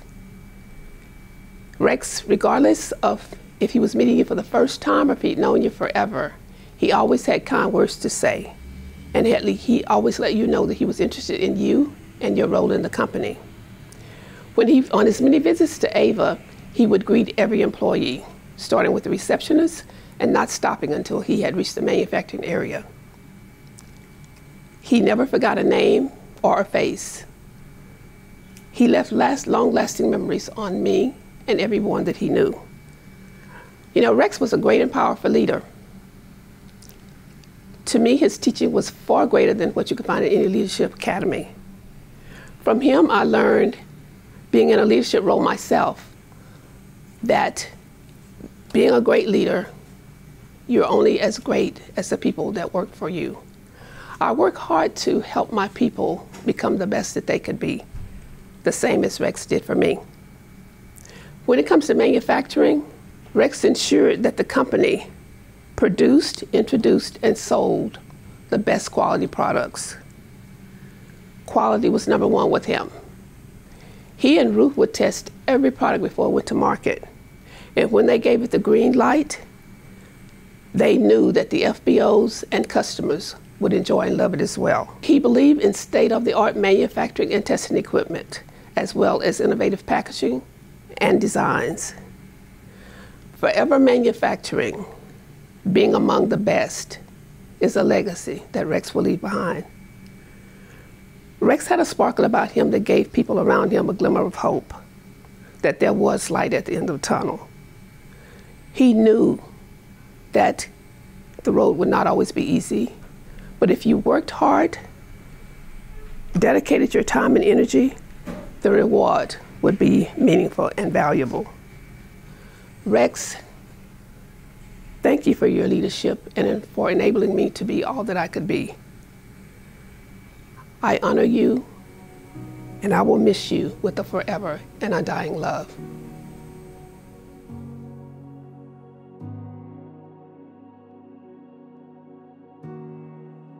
Rex was a cowboy at heart and never steered too far from his roots. He knew that ranch life would never make him rich, but there was something about the work ethic of a cowboy that he respected. He managed to incorporate ranching, animals, and cowboys into his life however and whenever possible. This love for the land led him to becoming one of the largest ranch land owners in Arizona. The sprawling white fenced pastures were just one of his picturesque tributes to the Western novels he had admired by Zane Grey. Because, after all, you can take the boy out of the Idaho farm, but try as you might, you could never take the Idaho farm out of the boy. Only Rex could spend the day riding horses with ranchers, then fly off to an event with 10,000 business owners or join a meeting with a president or a prince. Rex was truly a man for all seasons and all stripes, and his adaptability and power of his connection were undeniable gifts.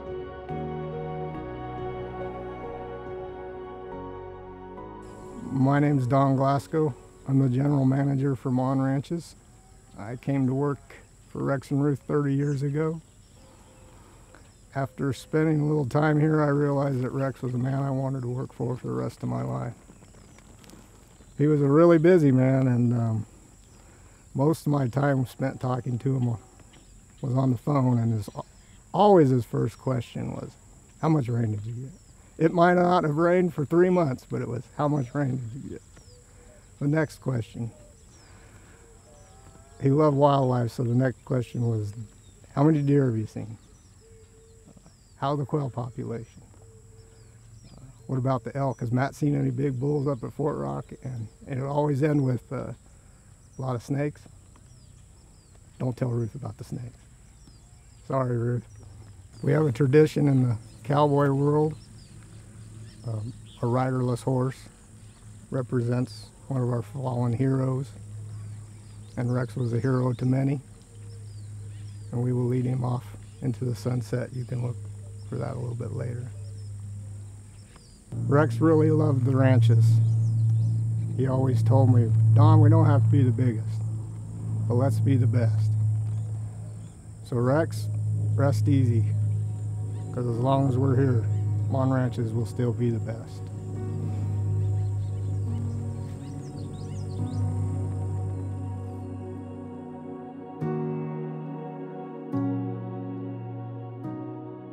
Just as Rex's enterprising prowess was international, so was his philanthropy. Rex loved giving back through local, national, and international endeavors. His favorite organizations included Arizona State University and BYU, the Robert Louis Stevenson Foundation in Samoa, and the Arizona Burn Foundation.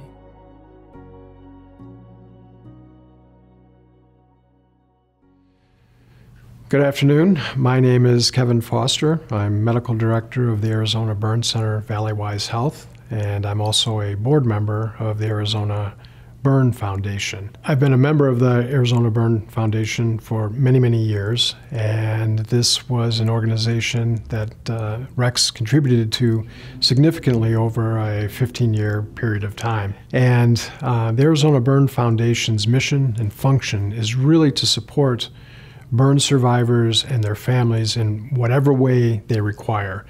And burn injury is a lifelong injury, and the needs of patients are really tremendous, and his contributions to the Arizona Burn Foundation literally touched thousands of lives and thousands of families and made a profound impact on these patients and their families. I'm sorry that my professional partner, Dr. Daniel Caruso, is not here to participate in this. He would have really loved this. He passed away several years ago, and he and Rex were very good friends. I know that he would really have liked to have expressed his gratitude to Rex. It's been my honor to know him, such as I did, and I'm very grateful for all the contributions that he has made to our organization and to burn patients and their families. And again, it has made a big difference in their lives. Thank you.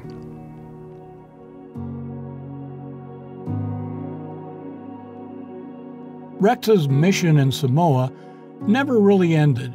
It only gave him the desire to return to the island and do more.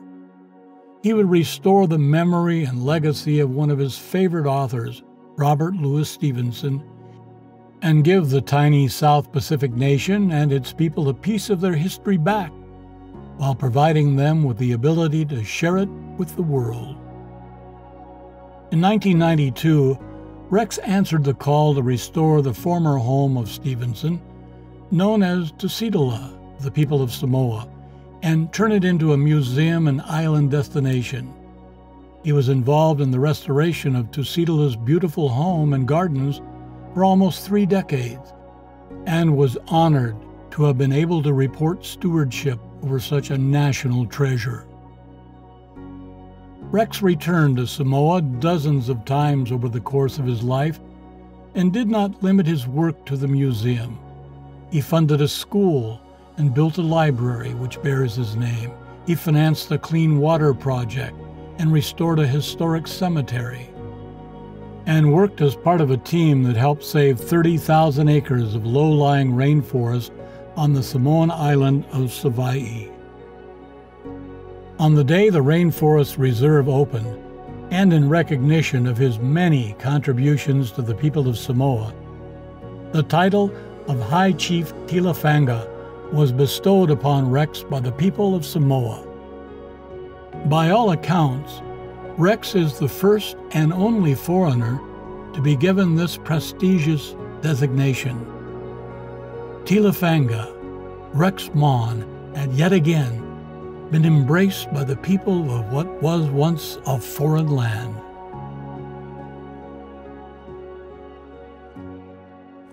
What an honor for me and a distinct pleasure this morning, on this beautiful winter's morning here in Samoa, in front of the Villa Samoa,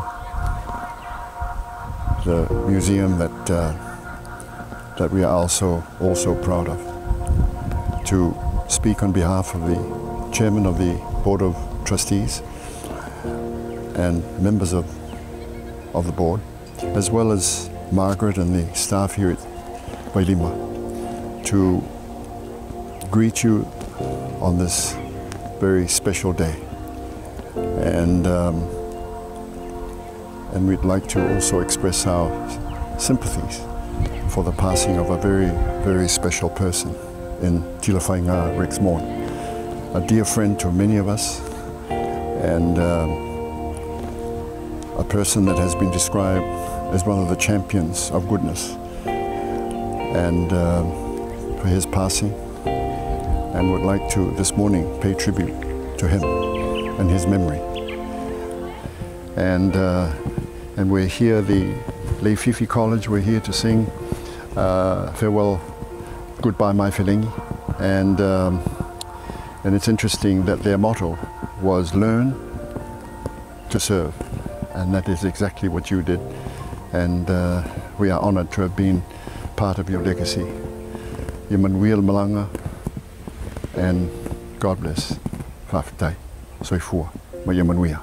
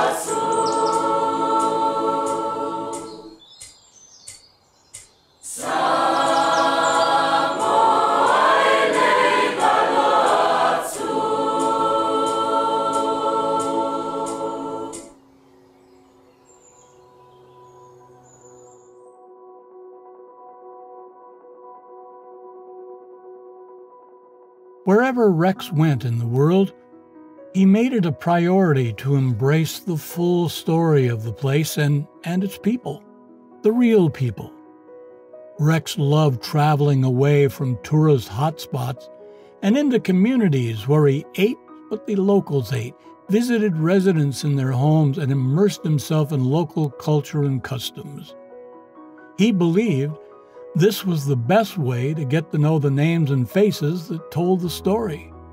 And Rex always managed to bring a small or large token from each unique place back home to display and share with people who might never have the same opportunities to explore. He was always inquisitive, had a bend toward the eclectic, and always journeyed in pursuit of a great story. Rex's incredible respect for local culture was perhaps most apparent in his many restoration projects. He was a historian by every sense of the word, and took every opportunity to learn more about the living histories of the buildings he purchased. He wanted to make these places vibrant again so that others could be made aware of their story. Preservation, restoration, and collections were at the core of everything that intrigued him and led him to have a to-do list like no other. But Rex would restore more than just buildings. He had the power to restore people's faith in humanity. From the youngest of children to the most cherished and respected elders, Rex knew that it was the people that made these historic places come to life. He knew that sharing these places was priceless. He took joy in knowing that he had a small piece in creating memories. He was able to play host to more than one picture-perfect wedding in an Irish castle and provide that once-in-a-lifetime African safari experience to an up-and-coming FBO, or even just have our beautiful and historic offices serve as the backdrop to a group of children performing traditional dances in the streets of Singapore.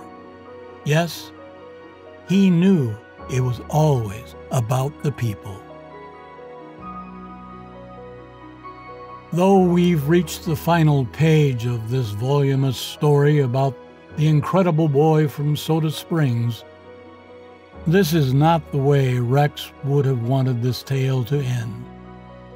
The biography of his one man is just the beginning of a never-ending book compiled by the millions of people that are forever. Rex would ask that you open your own page and triumphantly share your own stories of courage, dedication, and hope that you carry with you every single day. No matter what your connection is to the Forever family, you are a main character in Rex's story.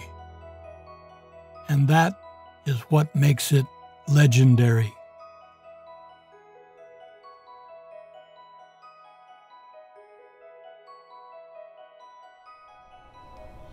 Meu nome é Lino Barbosa. Meu nome é Barbosa. Vou lhes contar como conhecemos o Rex. No início das nossas viagens, estávamos perdidos no hotel MGM em Las Vegas. Rodamos e não achávamos nosso quarto, até que encontramos o Rex. Ele percebeu que estávamos perdidos, pegou na nossa mão, nos conduziu até o nosso quarto, mais ou menos 10 minutos de caminhada, abriu a porta, nos mostrou como é que funcionava tudo dentro do quarto e depois nos conduziu até a sua suíte para mostrar a sua suíte. Esse é o Rex que eu conheci e que reconheço. Este homem generoso, de luz, esse amigo comprometido com as nossas vidas. Um homem que nunca desistia, que nunca desistiu de nada. No Brasil, era para ele ter desistido há muito tempo, em virtude de tantas questões burocráticas que temos no nosso país.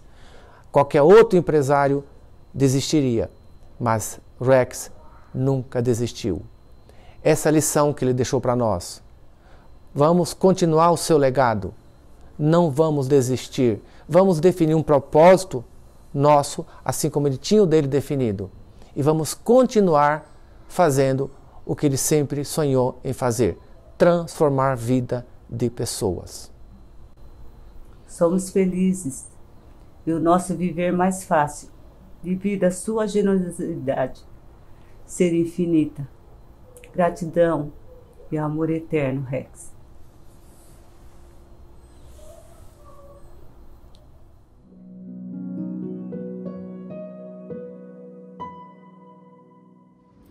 Hello, my forever friends from all over around the world.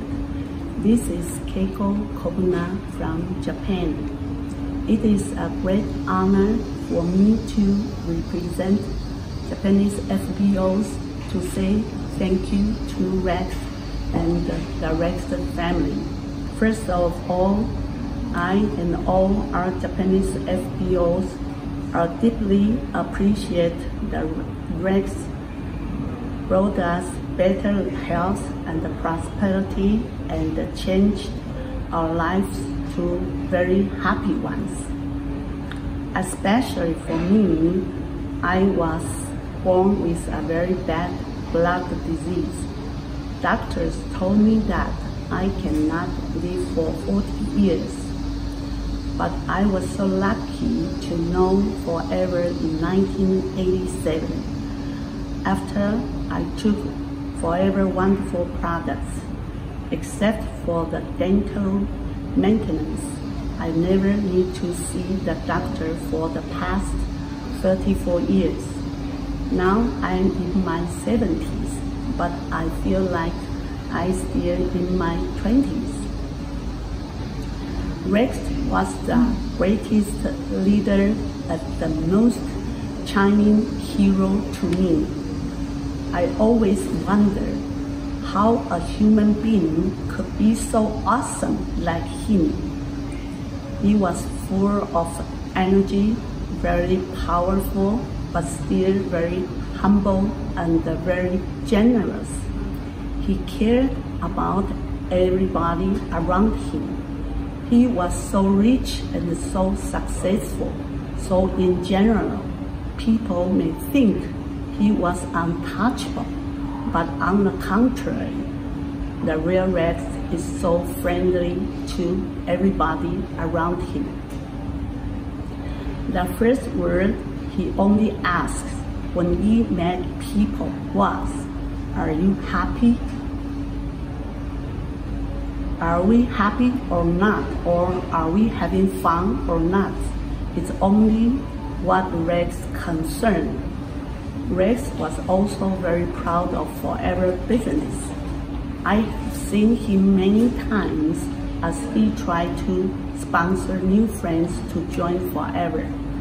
Once he even put the pen out to a kangaroo to sign up to be FBO.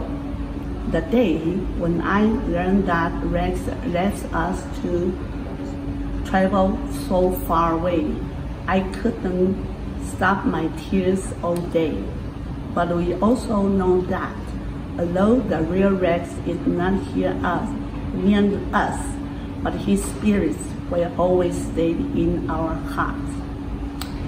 Every time when I wear the diamond ring and the double diamond necklace he put on me, I know he is standing by me. When we share Forever Business to new friends, then Rex will come to our side. So from now on, we will change our tears to strength.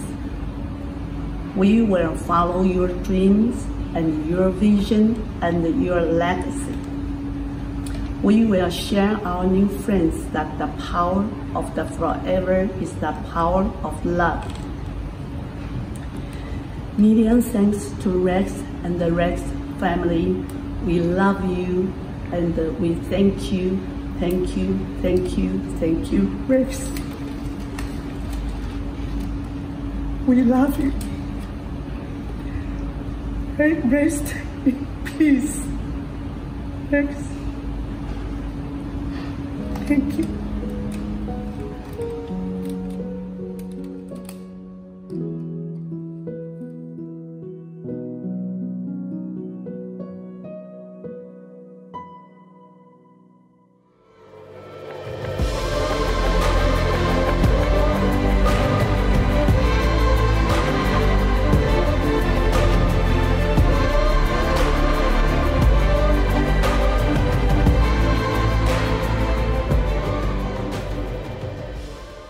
Hello everyone, my name is Dunara Bai. I'm a Forever business owner in Gaborone. I'm based in Botswana in Southern Africa. In the business, I am a Sapphire manager. I joined Forever Living in June 2018, so this is my third year of impacting lives through Forever. Today, we celebrate the life of Rex Mon, the life of a giant indeed, the man who sacrificed everything for humanity in order to see ordinary people achieving extraordinary results. The man who walked the road less traveled in order to leave a legacy in every household, in every country, on every continent. Personally, I have never had the opportunity to meet Rex. And perhaps I am the only person speaking to you today who has never met this giant of a man. And this probably helps to empathize his greatness even more. Just think about it. I'm 1/3 of Rex's age, a totally different generation. I live over 16,000 kilometers from where he lived, in a different culture, a different world in so many ways. But he has changed my life and the lives of my family members in a very remarkable way. This is the power of Rex. So on behalf of myself, my family, the people of Botswana, the rest of Southern Africa, and for the millions of people around the world who never had the joy of meeting Rex, but still he changed their lives immeasurably, I want to say thank you from the deepest of my heart. Thank you, Rex.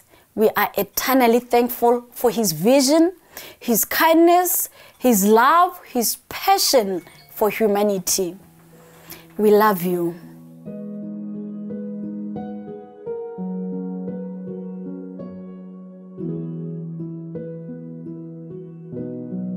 We are Dominic and Rolf Kipp. When we met Rex for the first time, we immediately noticed that he's all about people. His love for his family, his love for us as FBOs, his example, his passion and his dedication and his entrepreneurial genius have shaped us and shown us what is possible. We all had the great privilege to know Rex Mon and to learn from him.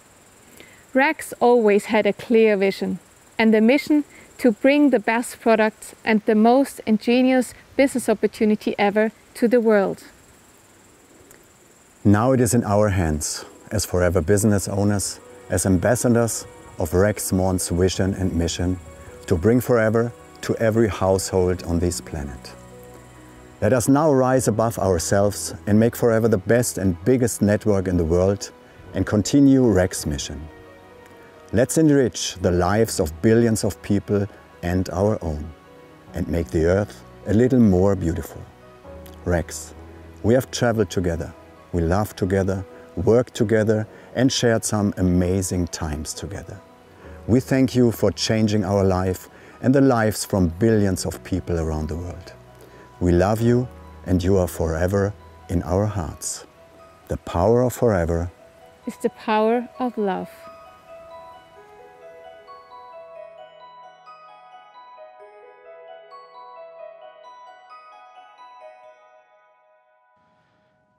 Thank you, Rolf and Dominique, for your kind words. And I want to thank everyone who took the time today to share their thoughts about Rex. I also know that for each person who spoke today, that they represent many thousands of others who share the same sentiments. For example, I know that each one of the global leadership team have sent us your love and shared wonderful memories about Rex that they will forever cherish. As Rolf said very eloquently, it doesn't stop here. Our company was named Forever by Rex. He wanted it to last forever. And the very best way that we can honor him and his legacy is to continue to work and use his memory to inspire us to work harder, go further, and fly higher than ever before. It was mentioned today about how Rex always focused on the highest quality when it came to our products. I promise you that will not change. We are committed to maintaining those high standards that Rex has instilled in this company, and we will continue to innovate and invest to ensure the excellence of our products. It was also said several times today how much he loved people and took time to engage with them and make them feel special. We can all follow his example by talking to more people. There's so much to talk about. We can talk about Rex, about our memories with him, about our great products, about our opportunity, about the ability to run our businesses from home. Even at this sad time, there is so much to be positive about. You know, in building this amazing company, Rex has developed an incredible team across the world. And I mean the workers in the aloe fields, the staff at Aloe Vera of America and Forever Nutraceuticals, the teams at Forever Direct, and in so many distribution centers and offices around the world, and the people who I spend so much time with here at the home office in Scottsdale. Every one of these people is dedicated to making you successful. We are more united than ever, more determined to provide everything you need to achieve your dreams, and we want to demonstrate this and honor Rex by laying down a challenge to all of us. And what is that challenge? It's to 2x, to 2 times, to double what we are doing now. Now, I know that's a big challenge, but you know Rex, he always set big goals. He spent his life pushing me, all of the Forever staff, and all of you to do more, be better, and never to settle for mediocrity. So there it is. We want to double our goals, double our efforts, double our reach, double our service of others, and double the love of this great company. Rex would love nothing more. And I am not just asking all of you to double. I'm going to personally double my commitment to all of you. And by way of proving that to you, I want you to know I'm hitting the road. That's right. I am traveling soon, and I want to come see all of you as soon as possible. In fact, in September, I will be heading to Europe and then to the Middle East to host a GLT summit in Dubai. And I am working on planning trips to all corners of the world in the coming months so that we can be together, we can work together, we can dream together, and of course, we can achieve together. The world needs Forever more than ever before. We owe it to Rex to honor him by sharing his vision with as many people as possible. As Rex's favorite author, Robert Louis Stevenson, wrote so brilliantly, "Do not judge each day by the harvest you reap, but by the seeds that you plant." Rex was a man who planted many, many seeds. Some sprouted to form this great company founded on the values of leading with love, seeking adventure, and remaining forever grateful. For all that he planted, Rex never expected so much as a stem in return.